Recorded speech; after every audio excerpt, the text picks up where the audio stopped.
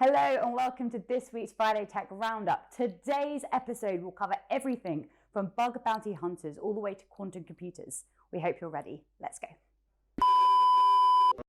Number one, Reuters have announced that Apple have finally come to an agreement over the iPhone battery speed case, which came to light a few years ago.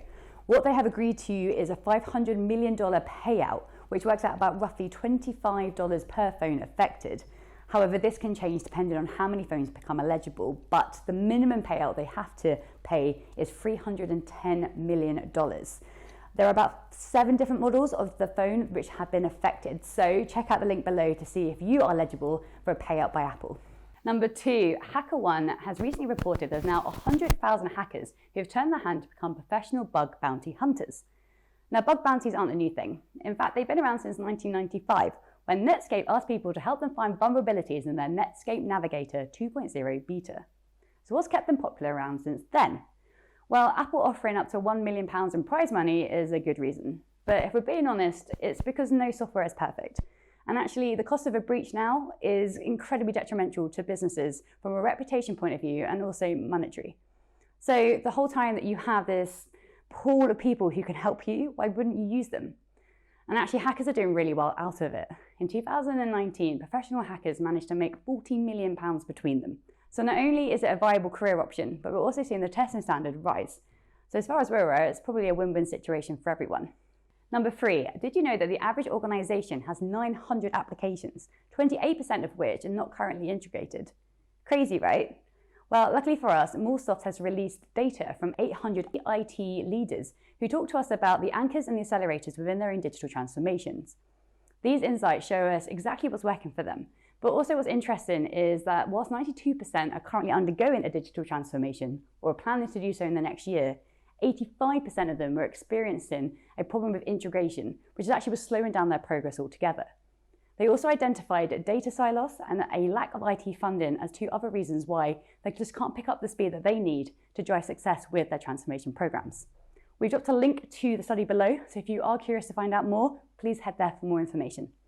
Number 4, last Tuesday saw IDC take the floor with their Future of Work seminar. And what the seminar did was took a little lens on the cultural and organization transformations that need to start taking place in today's technology revolution.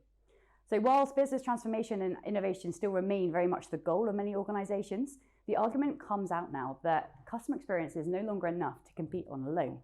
What we need to be doing is starting to take a more direct look into employee experience and the benefits that we can find there to help support business transformation on a larger scale. And what this involves is being able to answer questions such as creating a more connected environment or where people can work remotely. How can we attract and retain the best talent within the industry? And how can we be looking at tools such as AI and machine learning to augment the future workforce? Whilst we haven't seen anything come out of this just yet, if you were following along on Twitter, they were using the hashtag IDCUKFOW20. So if you jump over to that platform, you'll be able to see loads of conversations that came out of that seminar talking about the things that we've just discussed.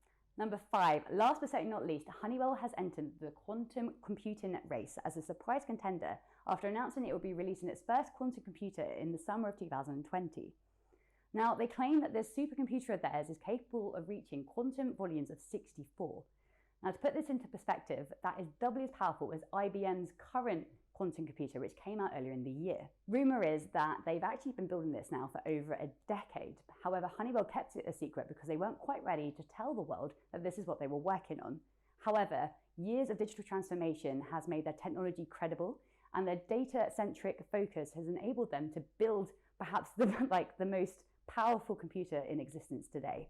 However, so far, this is all we've been told by Honeywell. So we will have to wait to the summer to see if this is all true. And that's it. Thank you so much for joining us for another episode of Friday Tech Roundup. Before you go, we have just heard news that KubeCon and Cloud Native Con in Amsterdam have been postponed over coronavirus concerns. So if you're thinking about heading out, you might want to reconsider your plans because the conference hall might be a little bit empty. Otherwise, as always, everything we've spoken about today has been dropped in a link below. If you have any thoughts about today's episode, please reach out. We're on LinkedIn, Twitter, and YouTube. Otherwise, have a great rest of the week, and we look forward to catching up with you next Friday. Take care.